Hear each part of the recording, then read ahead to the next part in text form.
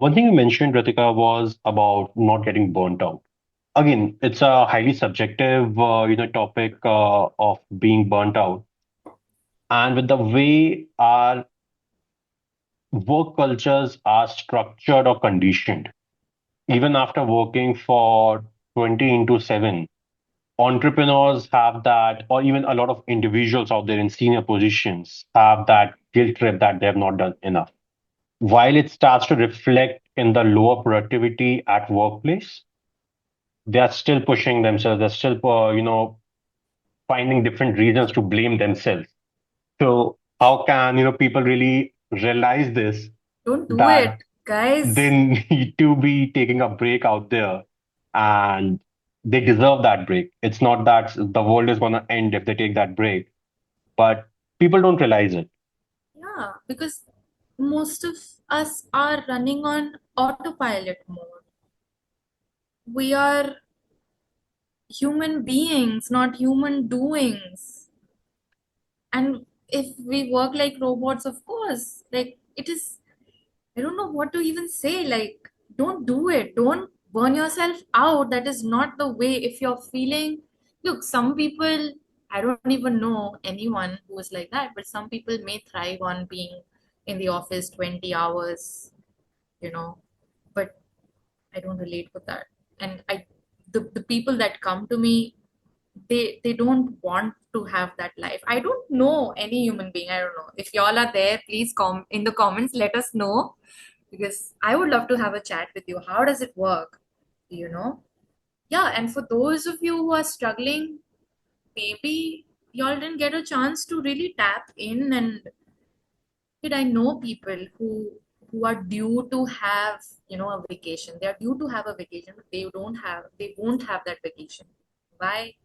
It's that the allocated number of days of vacation that you are what is it? What's the word? That you're meant to have like your office gives you that leave, The but mandatory of I know a few people who don't take that leave. I don't know why. just to, a little elaborate on this, because often vacations, I've realized it a bit, and you can, add to it or correct me if I'm wrong in saying this. Vacations necessarily don't really mean going for 10 days outing or 5 days outing. Could it also be finding time to invest in something that fulfills you? Probably reading a book, listening to songs, or just sitting in the nature out there, going on a long drive, or relishing that scoop of ice cream that you might have not been, having for a long time because of XYZ reasons. So, what could taking a break or a vacation can look like? What are the different forms? Well, I'm still trying to work out the burnout problem in my head right now, honestly. But yeah, taking a break, see, like the basic thing that I work with is emotional awareness. This again addresses both the question, like with burnout as well as uh, taking a break, going out for a walk or ice cream or whatnot. Just tap yourself on the shoulder and be like, hey, what do you like? You know, what brings you joy, dear one? Whatever that is, do that. It's as simple as that. And the ones that are getting burnout, probably y'all didn't make time to ask yourself what brings you joy and take that break and really check in with, how are you feeling being in the office most of your life? What is that bringing to you? What is the quality of relationship that you have with the people in office even? Are they bringing you enough joy? Because if that's the case, go for it. But most likely that is not the case. That is why you're feeling burnt out. It is all about, yeah, ask yourself, what do you like? So true. So, we have discussed about life being a school for us, acceptance, and somewhere in this journey, I believe gratitude plays a very important role, and giving back to the society is also a part of the lessons that life teaches us. For me, I've shared it on multiple platforms already. Uh, I was part of this entrepreneurial train journey called Jagriti Yatra, and the exposure I got through that. made me understand how privileged I was, or and I am. And that's where a sense of giving back to the society started nurturing within me. And I have been trying to do my bit wherever I can. Why is doing service or being grateful an important part? Because a lot of people I have come across are at are not enjoying this luxury in their life. Okay. So, what are your thoughts on this? Which luxury? The luxury of service? Uh, Realizing that they can be of service out there. Okay. Well, it is a scientific fact even that acts of kindness bring you joy, and they help in combating anxiety and depression. So I there's no two things about it. Acts of kindness, however, whatever it is in your capacity, are healthy, is what I have to say.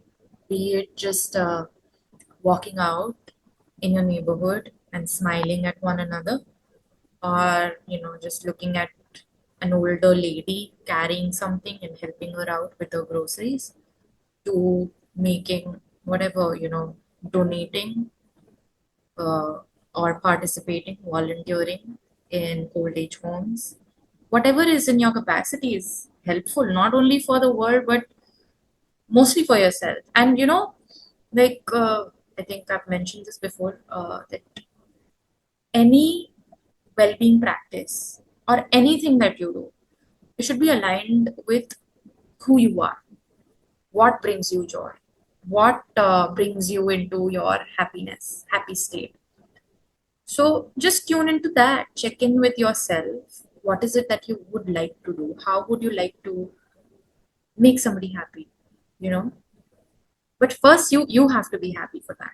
So make Yeah. sure that you do that.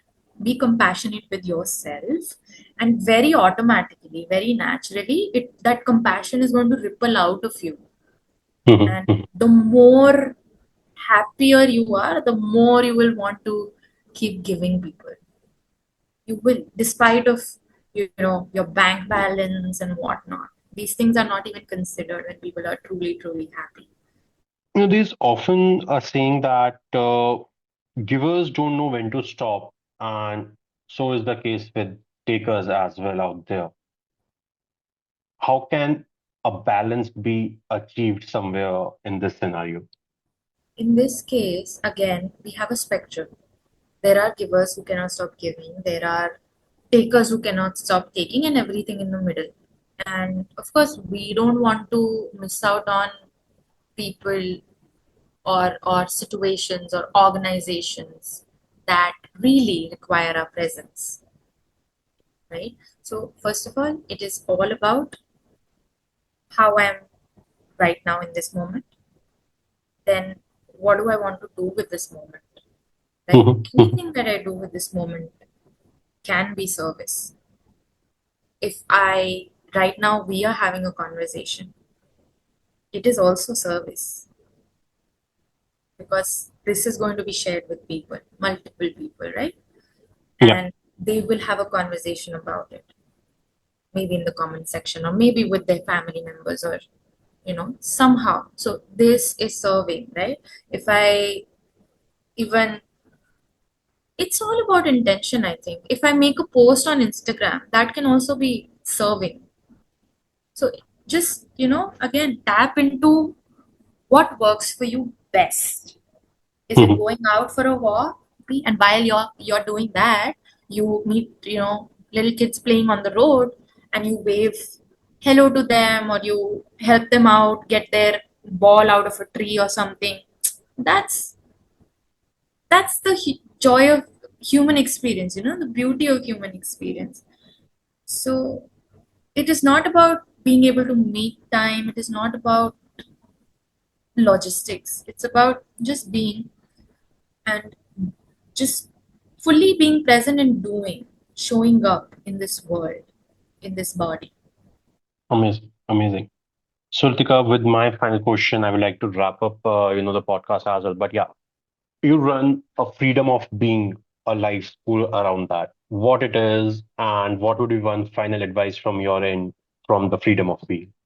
The freedom of being is a school of self transformation. And the journey to self transformation begins with knowing the self first.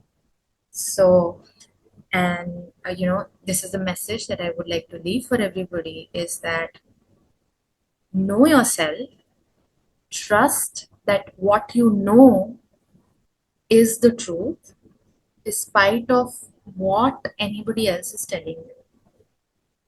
Human beings are extremely perceptive beings, when we come into this world, we come and we start taking notes, mental notes, and we start learning. You know, we don't know how to walk, how to talk, how to eat. Everything we are learning from our environment, which is great. We pick up a lot of helpful things on the way, which help us survive, which help us maintain ourselves, sustain ourselves, right? At the same time, we also pick up certain things that are not useful, even harmful. Like you would notice that I'm not trying to put any shade on anyone, but there are, I've seen people at restaurants these days, small families when they come. I've seen little children with tabs watching their screen, and they might have their own challenges. I don't know, but it just makes me wonder how this child is going to, what are they going to evolve into? Are they going to be screen dependent? They will have to work it out. And I'm sure these people also have their conditions why they are doing this. But just something, just one of the things that, yeah, to be thought about. So, talking about harmful things, they might pick up an addiction to screen at an early age. They might have to unlearn it. Just like that, we have also picked up, our generation did not have that, but we have picked up a lot of other harmful things that, again, our parents were conditioned in a certain way to teach us certain things that were maybe not necessary, even harmful. These things might even block us from feeling our fullest self, you know? So, yeah, just know yourself, befriend yourself, ask yourself, look into the mirror and ask yourself, hey, what would you like to do today? Yeah, there's work and whatnot, there's responsibilities, but would you like to go out and sit in the garden and watch the birds and the insects, So do that and know what you want and stay with that, honor that. Because what you know, what the way you see the world, nobody else on this planet will see the world like you do. So it's very precious. Honor it, celebrate it, and share it with everyone. Wow, that's amazing. I would have to, hold my school of thoughts that's running and the questions that are coming with it. But thanks a lot, Radhika. Thanks a lot, for sharing the valuable insights on all the topics that we discussed today. Thank you. Thank you for asking me all these delightful questions and also having me here on your platform. I'm grateful. I'm grateful for, sharing all this wisdom with our listeners. And I hope, it creates an impact out there. And I'm sure it will create an impact out there. So Oh, it thank is you. already creating. It is such a rewarding job, Pulkit. It is so rewarding. The way I see people being uplifted with this, like their whole, it's a shift of mindset. We are healing generations of conditioning. Yeah. Yeah. I'm very honored and privileged to do this work. Same here. Same here. Thanks a lot, Pratika. And listeners, please stay tuned. And if you have any questions that you'd like to ask Pratika, please either leave us a comment, on the channel you're listening the podcast on, or please feel free to DM us on LinkedIn or Instagram. Until then, keep listening, keep learning, and keep growing. This is Pulkit Garg signing off. Stay well, and remember, we are always listening.